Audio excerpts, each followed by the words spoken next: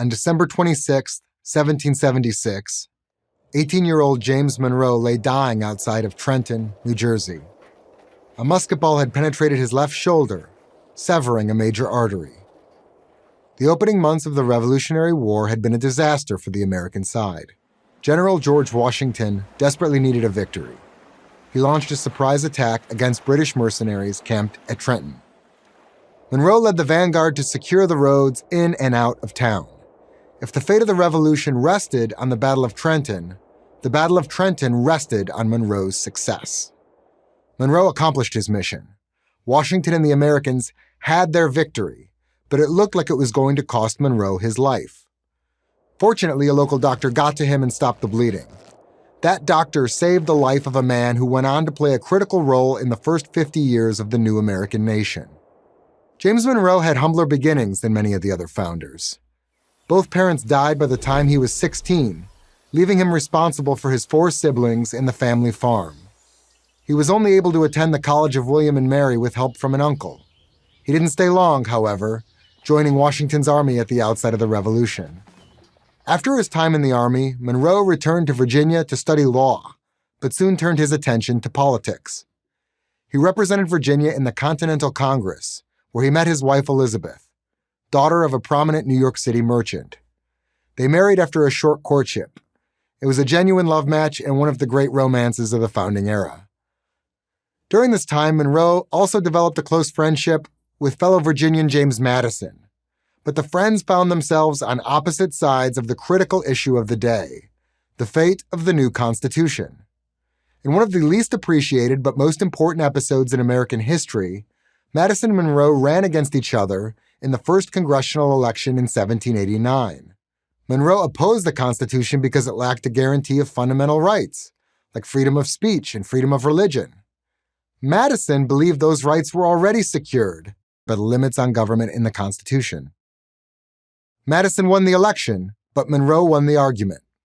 Madison recognized that a Bill of Rights would be needed in order for the Constitution to be broadly accepted by the people. After serving terms as a senator and governor of Virginia, Monroe was sent to France by President Thomas Jefferson to buy the city of New Orleans from the French Emperor Napoleon. But to Monroe's surprise, Napoleon offered Monroe not just New Orleans, but the entire Louisiana Territory. Monroe had a problem. He didn't have any authorization to make such a large purchase. He decided to make it anyway, doubling the size of the United States. Had Monroe done nothing else, his place in American history would have been secure. But his greatest contributions were still ahead. In the War of 1812, President Madison relied more on Monroe than anybody. Monroe served as both Secretary of State and Acting Secretary of War.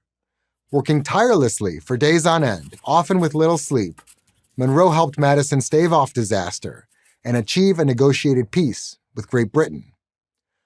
When Madison's second term ended, Monroe was the natural choice to replace him. He won the 1816 election decisively and became the 5th president of the United States. Perhaps more than any founder, Monroe had a vision for America as a growing, expanding nation. He negotiated with the British to demilitarize the Great Lakes, establishing our northern border, and set the stage for future American ownership of the Oregon Territory in the West. In the South, he acquired Florida from Spain in exchange for settling some outstanding claims. And he signed the Missouri Compromise, which diffused a major domestic crisis that threatened to split the country. The compromise would draw a line across the country. New states above the line would be free states, and new states below the line would be slave states. Instead of civil war, this time became known as the era of good feelings. Monroe won re-election in 1820, unopposed. His most enduring accomplishment would come in his second term, the doctrine that bears his name. The Monroe Doctrine declared that the United States would not permit European powers to colonize the Western Hemisphere. In doing so, he put the world on notice. The young nation was now a major power. While Monroe did as much as any president to secure America's prosperous future, he had less success securing his own. He left the White House deeply in debt, most of it expenses he had incurred on the government's behalf. Monroe was forced to sell almost everything he owned and live with his daughter in New York City. He died in 1831 and, like Adams and Jefferson before him, on the 4th of July. We're lucky he didn't perish on that roadside in Trenton. I'm Chris DeRose, author of Founding Rivals, Madison vs. Monroe, The Bill of Rights, and The Election That Saved a Nation, for Prager University.